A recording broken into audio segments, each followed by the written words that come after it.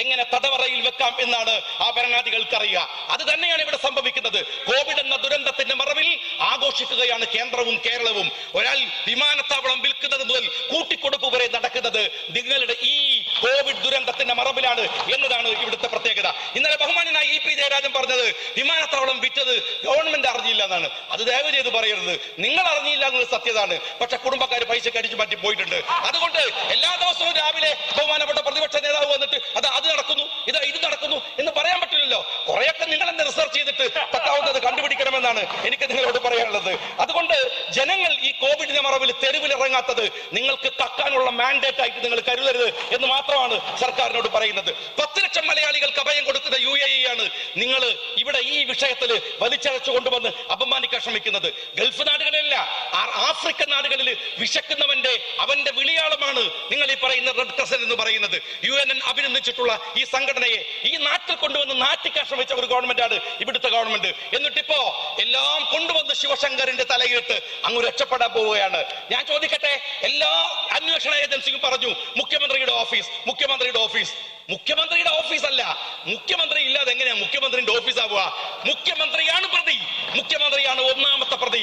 മുഖ്യമന്ത്രിയുടെ ഓഫീസ് എന്നല്ല പറയേണ്ടത്, മുഖ്യമന്ത്രിയാണ് പ്രതി. മുഖ്യമന്ത്രി ഇല്ലാതെ ഓഫീസ് ഉണ്ടാവില്ല. ശിവശങ്കരൻ ആരാണ് നിയന്ത്രിച്ചത്? മുഖ്യമന്ത്രി മാത്രമാണോ? മുഖ്യമന്ത്രിയുടെ രക്തം കൂടി നിയന്ത്രിച്ചില്ലേ? രക്തബന്ധങ്ങൾ നിങ്ങൾ സ്പ്രിംഗ്ലർ കലാർ ഉണ്ടാക്കുന്നതിന്റെ 1 വർഷം മുമ്പ് ഈ രക്തബന്ധവും ശിവശങ്കർ ഒരുമിച്ച് എന്തിനാണ് അമേരിക്കയിൽ പോയത്? നിങ്ങൾ ഇന്ന് വലിയ അന്വേഷണം നടത്തുന്നു എന്ന് നിങ്ങൾ പറയുന്നു, BJP-യുമായി അന്വേഷണം നടത്തുന്നു എന്ന് പറയുന്നു. എങ്കിൽ 2019 ജനുവരി അവിടെ നിങ്ങൾ ED ഊരാലുങ്കലിലും അതുപോലെ തന്നെ കരിമണൽ കർത്തയുടെയും ഓഫീസ് റെയ്ഡ് ചെയ്തു. അന്നത്തെ കണക്കനുസരിച്ചിട്ട് അന്ന് പറഞ്ഞു കേൾക്കുന്നത് ഈ അന്വേഷണം പോകേണ്ടത് ബാംഗ്ലൂരിലെ മുഖ്യമന്ത്രിയുടെ രക്തബന്ധുവിന്റെ ഓഫീസിലേക്കാണ്. അന്ന് പോയില്ല. മുഖ്യമന്ത്രിയുടെ ഓഫീസല്ല, മുഖ്യമന്ത്രിയാണ് ഒന്നാമത്തെ പ്രതി. പിണറായി വിജയന്റെ മുഖത്ത് നോക്കി 8 വർഷങ്ങൾക്ക് മുമ്പ് ഷാജി വിളിച്ചു പറഞ്ഞതാ. 8 വർഷങ്ങൾക്ക് മുമ്പ് KM ഷാജി കേരളത്തിന്റെ നിയമസഭയില് പിണറായി വിജയൻ മുഖ്യമന്ത്രി കസേരയിൽ ഇരിക്കുമ്പോ പിണറായി വിജയന്റെ മുഖത്ത് നോക്കി ഷാജി അന്ന് പറഞ്ഞു, മുഖ്യമന്ത്രിയുടെ ഓഫീസല്ല, മുഖ്യമന്ത്രിയാണ് ഒന്നാമത്തെ പ്രതി. ഷാജി പല ആവർത്തി പറഞ്ഞു. ഇന്ന് EDക്ക് മുന്നിൽ മകൾ വീണ വിജയനും പറയുന്നു, അച്ഛനെ അറിയൂ, അച്ഛന് മാത്രമേ അറിയൂ, തനിക്കൊന്നും അറിയില്ല. ആവർത്തിച്ചുള്ള പല ചോദ്യങ്ങൾക്കും വീണ തൈക്കണ്ടി മറുപടി പറഞ്ഞു, അച്ഛനെ അറിയൂ, അച്ഛന് മാത്രമേ അറിയൂ എന്ന് പറഞ്ഞാൽ കൊള്ള നടത്തിയത് എല്ലാം അച്ഛൻ. ഇങ്ങനെ ഒരു അച്ഛനെ കിട്ടാൻ പുണ്യം ചെയ്യണം കേട്ടോ. മക്കളുടെ കാര്യത്തിൽ അച്ഛൻ വാങ്ങുന്ന കൊള്ള, അച്ഛൻ നടത്തുന്ന കൊള്ള, അച്ഛൻ വാങ്ങുന്ന കോഴ, അച്ഛൻ അവിഹിതമായി സമ്പാദിക്കുന്നത്, ഇതൊക്കെ സ്വരുക്കൂട്ടാൻ വേണ്ടി മകളുടെ പേരിൽ ഒരു അക്കൗണ്ട്, മകളുടെ പേരിൽ ഒരു കമ്പനി. എന്നിട്ട് അച്ഛൻ പറയുന്നത് എന്താ? ഭാര്യ കമലക്ക് പെൻഷനായപ്പോ പെൻഷൻ പണം എടുത്തിട്ട് ഭാര്യ കമല മകളോട് പറഞ്ഞത്രേ, നീ ബാംഗ്ലൂരിൽ പോയി കമ്പനി തുടങ്ങ്. അല്ലാത്തൊരു കമ്പനിയായി പോയത്. ബാംഗ്ലൂരിൽ രജിസ്റ്റർ ചെയ്ത കമ്പനിക്ക് അഡ്രസ് ഏതാ? അഡ്രസ് T വീണ, തൈക്കണ്ടി വീണ, AKG സെന്റർ, പാളയം, തിരുവനന്തപുരം. ബാംഗ്ലൂരിൽ രജിസ്റ്റർ ചെയ്ത കമ്പനിയുടെ അഡ്രസ്സാണ് ഞാൻ പറയുന്നത്. T വീണ, തൈക്കണ്ടി വീണ, AKG സെന്റർ, പാളയം, തിരുവനന്തപുരം. അച്ഛനായിരുന്നു. അച്ഛന് കൊള്ളക്കണക്കിന് പണം ഇങ്ങനെ വാരി കൂട്ടിക്കൊണ്ടിരിക്കുമ്പോൾ, അണ്ണാക്കിലേക്ക് തള്ളിക്കൊണ്ടിരിക്കുമ്പോൾ, ആ കൊള്ളകൾ മൂടിവെക്കാൻ അല്ലെങ്കിൽ അത് പുറത്തേക്കറിയാതിരിക്കാൻ വേണ്ടിയിട്ട് പണം സ്വീകരിച്ചത് അത്രയും മകളുടെ അക്കൗണ്ടിലേക്ക്. ശശിധരൻ കർത്ത ഇന്നലെ ഒരു മൊഴി നൽകിയിട്ടുണ്ട്. എന്താണ് മൊഴി? വീണയുമായിട്ട് ഒരു ഇടപാടുമില്ല, ഇടപാടുകൾ മുഴുവനും വിജയനുമായിട്ടാണ് എല്ലാ ഇടപാടുകളും.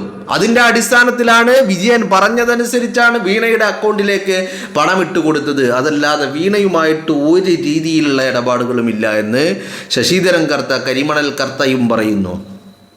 അവിടെയാണ് ഷാജി 7 വർഷം മുമ്പ് നിയമസഭയിൽ അന്ന് പിണറായി വിജയന്റെ മുഖത്ത് നോക്കി പറഞ്ഞത്, പിണറായിയാണ്, മുഖ്യമന്ത്രി ആയിരുന്ന പിണറായിയാണ് ഒന്നാം പ്രതി എന്ന് കേരളത്തിന്റെ നിയമസഭയിൽ ഷാജി പറഞ്ഞതാ. ആ വാക്കുകളാണ് നിങ്ങൾ കേട്ടത്.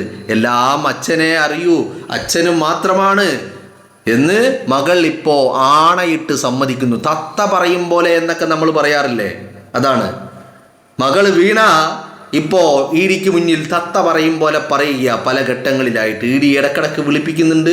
മരുമോൻ റിയാസ് രാവിലെ കൊണ്ടുപോയി ഇഡി ഓഫീസിലാക്കും, വൈകുന്നേരം മരുമോൻ റിയാസ് വണ്ടിയെടുത്ത് പോകും, വീണ്ടും ഭാര്യയെ കൂട്ടിയിട്ട് വരും. മകൾ പിണറായി വിജയന്റെ മകൾ ഈടിക്ക് മുന്നിൽ ഇരുന്നിട്ട് തത്ത പറയും പോലെ പറയാ, അച്ഛനെ അറിയൂ, അച്ഛന് മാത്രമേ അറിയൂ എന്നാണ് മകൾ പറയുന്നത്. ഇവിടെ ഒരുപാട് കാര്യങ്ങളുണ്ട്. ഇവിടെ ലിക്കർ ഇന്ത്യ എന്ന് പറയുന്ന ഒരു കമ്പനി, അതും ഈ വീണയുടേതാണെന്നാണ് പറയുന്നത്. എക്സാലോജിക്ക് മാത്രമല്ല, ലിക്കർ ഇന്ത്യ എന്ന് പറയുന്ന ഒരു കമ്പനി എന്ന് പറഞ്ഞാൽ ഈ എന്താ പറയേണ്ടത്, മെഡിസിൻ രംഗത്ത് ഈ പ്രൊഡക്റ്റുകൾ വിൽപ്പന നടത്തുകയും ഒക്കെ ചെയ്യുന്ന ഒരു കമ്പനി. ആ കമ്പനിയിൽ നിന്നാണ് KK ശൈലജ കോവിഡ് കള്ളി എന്താക്കിയത്, 1500 PPE കിറ്റ് വാങ്ങിയത്. അപ്പോൾ കൃത്യമാണല്ലോ. ഭാര്യ പറഞ്ഞു, ഭാര്യ പെൻഷൻ കാശ് എടുത്തിട്ട് പറഞ്ഞു, നീ പോയി ബാംഗ്ലൂരിൽ പോയി കമ്പനി തുടങ്ങ്. ബാംഗ്ലൂരിൽ പോയി കമ്പനി തുടങ്ങി. എന്താ കമ്പനി, എന്ത് കമ്പനി, എങ്ങനത്തെ കമ്പനി, എവിടുത്തെ കമ്പനി? കമ്പനിയുണ്ട്, പേപ്പറിൽ കമ്പനിയുണ്ട്. പേപ്പറിൽ മാത്രമേ ഉള്ളൂ, പേപ്പറിൽ മാത്രമേ കമ്പനിയുള്ളൂ. ആ കമ്പനി ഒരു പേപ്പർ കമ്പനിയാണ്, കടലാസ് കമ്പനി. ആ കടലാസ് കമ്പനിയിലേക്കാണ് പണങ്ങൾ മൊത്തം വന്നുകൊണ്ടിരിക്കുന്നത്. വളരെ വ്യക്തമാണല്ലോ. കഴിഞ്ഞ 10 വർഷം പിണറായി വിജയൻ ആലോചിച്ചത് ഇത് മാത്രമാ. എങ്ങനെ പണം ഉണ്ടാക്കാം, എങ്ങനെ സമ്പാദ്യങ്ങൾ വാരിക്കൂട്ടാം, എങ്ങനെ അണ്ണാക്ക് നിറക്കാം എന്നുള്ളതായിരുന്നു പിണറായി വിജയന്റെ ആകെയുള്ള ലക്ഷ്യം. അതിനുവേണ്ടി മകളെയും മകനെയും ഒക്കെ ഉപയോഗപ്പെടുത്തി. ഇടയിൽ ആള് പോരാ, ഫാമിലിയിലെ ആള് പോരാ. കാരണം എന്താ, ഈ വരുന്നത് ഇങ്ങനെ വീതം വെക്കാൻ ആള് പോരാ എന്നുള്ള ഒരു തിരിച്ചറിവിൽ റിയാസിനെ പിടിച്ച് മകളെ കൊണ്ട് കെട്ടിച്ചു, മരുമോനാക്കി, എന്നിട്ട് മരുമോനെ മന്ത്രിയുമാക്കി. അങ്ങനെ ആളെണ്ണം കൂട്ടിയിട്ട് ഈ കോട്ട തകർക്കാൻ വേണ്ടി, കുടുംബത്തിലെ കോട്ട തകർക്കാൻ വേണ്ടിയുള്ള പണി അങ്ങനെയും എടുത്തു, വളരെ കൃത്യമായിട്ട്. അപ്പോൾ അതാണ് പിണറായി വിജയൻ എന്ന് പറയുന്ന തൈക്കണ്ടി വിജയൻ. മനസ്സിലായില്ലേ? ഇത് ഷാജി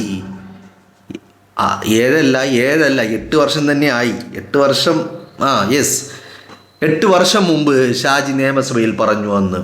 അന്ന് ഷാജി അക്കമിട്ട് നിരത്തി എണ്ണി എണ്ണി എണ്ണി ലിസ്റ്റ് ചെയ്ത് 1 2 3 4 5 6 അങ്ങനെ എണ്ണി എണ്ണി പറഞ്ഞു പിണറായി വിജയൻ്റെ അഴിമതിയെക്കുറിച്ച്, പിണറായി വിജയൻ്റെ കൊള്ളയെക്കുറിച്ച്.